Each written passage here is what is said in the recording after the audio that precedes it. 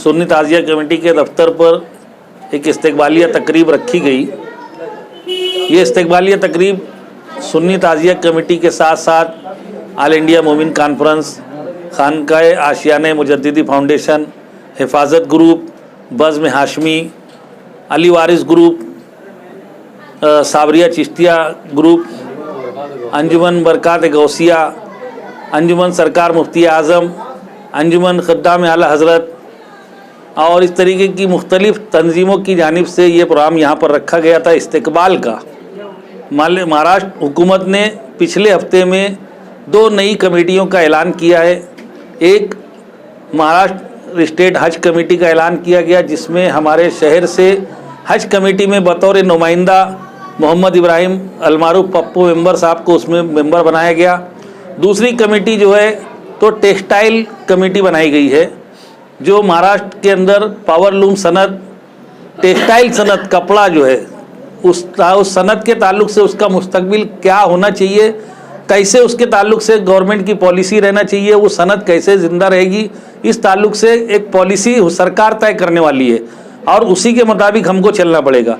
लेकिन वो पॉलिसी क्या रहना चाहिए, हमारे क्या मसाइल है, उसकी जांच करने के लिए, उसकी सिफारिश करने के लिए कमेटी बनाई गई, जिसमें हमारे मालेगांव शहर से रहने वाले जो फ़िलहाल जॉब के सिलसिले में करजगंवान में है, लेकिन उनकी पैदाइश मालेगांव की, उनका तो सब कुछ, उनकी जवानी सब कुछ मालेगांव से गुजरा और उन्होंने मालेगांव की पावरलूम सनत के ऊपर तालीम जब वो हासिल कर रहे थे तो उन्होंने पीएचडी, मतलब जो ग्रेजुएट होता है बीए, बीकॉम, बीएससी, उसके बाद में जो है तो एमए होता है, मास्टर डिग्री, 2 साल की मास्टर डिग्री करने के बाद एक पीएचडी का मरहला आता है कि हम फिलॉसफी पीएचडी की जाती है।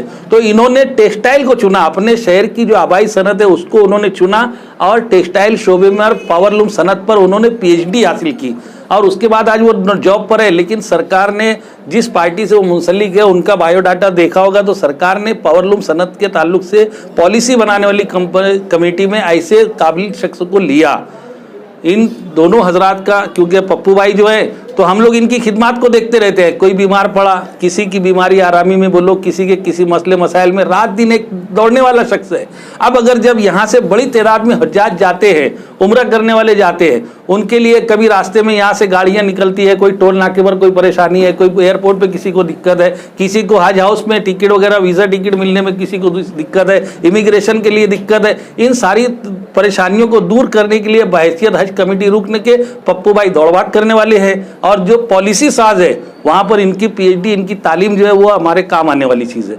लेकिन इन लोगों के साथ साथ बहुत सारे दूसरे मसाइल भी है। तो हमने ये सोचा कि सबसे पहले हमारे दरमियान से अगर किसी को अल्लाह ने ये नवाजा कि इन लोगों ने अपनी काबिलियत किसी लीडर की सिफारिश पर नहीं, वरना ये जो ओहदे है ना, रियासती सरकार तक के किसी ओहदे को हासिल करना कई एमएलए, कई मंत्रियों की सिफारिश लगती है। इन्होंने अपनी, ये कोई बड़े मंत्री घराने से नहीं है, किसी बड़े सियासी घराने से नहीं है, हमने इनको वो चुन करके वोट दे करके नहीं बनाया, मगर इन्होंने अपनी काबिलियत वहाँ मनवाई सरकार के नुमाइंदों के सामने जब इनको कमेटी में लिया गया। तो आज अगर हमारे दरमियान के ये जो लोग हैं, शहर की जो सपूत हैं, इन्होंने अपनी काबिलियत पर अगर कोई ओहदा हासिल किया तो हमको इस बात की खुशी है।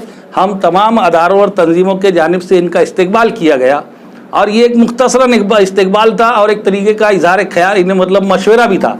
हमारे आज दरमियान में ये ऐलान किया गया, तय किया गया है कि हम लोग हज कमेटी के रुकन जनाब इब्राहिम पप्पू मेंबर साहब की सरबराही में ज़रूर अभी 3 तारीख को हज कमेटी के चेयरमैन का चुनाव होगा। जो इनका चेयरमैन बन जाएगा उस चेयरमैन को भी मालेगांव ला करके मालेगांव में एक अच्छा हज सेमिनार रखेंगे, जिसमें हज के ताल्लुक से जो एक मुतालबा हमारा है हज हाउस का, मालेगांव में हज हाउस होना चाहिए। मालेगांव के हाजियों को जाने के लिए नासिक से डायरेक्ट फ्लाइट होना चाहिए, ओजियर एयरपोर्ट जो है वहाँ से डायरेक्ट फ्लाइट जिद्दा के लिए होना चाहिए। हम लोगों को बम्बई जाने में बड़ी दिक्कत होती है, तो और अगर नासिक ओजियर से अगर फ्लाइट शुरू हो जाती है डायरेक्ट हज और उम्रा के लिए नासिक से, तो धूलिया, जलगांव, नंदुरबार वालों के लिए भी आसानी होगी। इस बारे में भी हम पप्पू भाई से चाहेंगे कि वो नुमाइंदगी करें। इसके लिए जो ज़रूरत पड़ेगी गांव में तहरीक खड़ी करने की, आवाज़ उठाने की, मेमोरेंडम तंजीमें इनके सपोर्ट पे खड़ी हो जावे और हज और उम्रा टूर ऑपरेटर्स को, सब लोगों को ले करके पूरे चारों ज़िले में जितने हज टूर चलाने वाले हैं ऑपरेटर्स और जो हज कमेटी में काम करने वाले लोग, इन सबाम को ले करके एक से एक कॉन्फ्रेंस, एक बड़ा प्रोग्राम हम मालेगांव में करेंगे पप्पू भाई के साथ में। और जितने मालेगांव शहर के बड़ा दुख है और ये बातें बार बार आज अखबारात में और दीगर ज़राए से आ रही है कि पावर लूम के टेक्सटाइल के ताल्लुक से जो कमेटी बनी उसमें पावर लूम मालेगांव से कोई नुमाइंदगी नहीं ली गई। शायद लोगों को गलत फहमी थी। ये हमारे अपने शहर का बच्चा है, हमारे शहर का नौजवान है और आज तालीम याफ्ता नौजवान है और इस टेक्सटाइल के अंदर PhD किया हुआ है। अब हमको ज़रूरत इस बात की, क्योंकि अगर ये सनत आज इनके मतलब आज इनका पेशा नहीं है, जरिए माश नहीं है कारखाना, मगर हम सारे कारखानेदार मिल करके हम इनसे रब्ता करें और अपनी जो भी दुश्वारी है इनके सामने रखें। काफ़ी इनका भी देखा भाला है और कुछ और दुश्वारियाँ हैं, हमको क्या सहूलत चाहिए, क्या हमको तकलीफ आती है, उसके बारे में हम इनको रोशनास कराएं।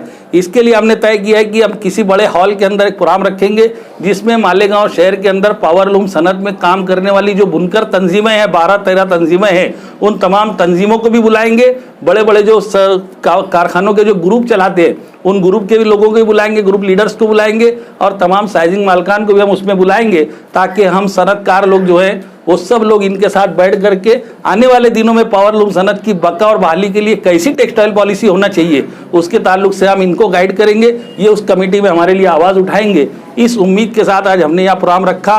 ये लोग आए हमारे साथ में, इन्होंने इनका हमने हमारे दावत पर ये लोग यहाँ आए, इन दोनों का हम शुक्रिया अदा करते हैं। और हमारी दावत पर और जो तंजीमों के लोग आए जिन्होंने आकर के आगे बढ़ करके इन दोनों हजरात का इस्तेकबाल किया, उनका भी हम शुक्रिया अदा करते हुए उम्मीद करते हैं कि आने वाले प्रोग्रामों में भी इनका ताउन रहेगा। अस्सलाम वालेकुम।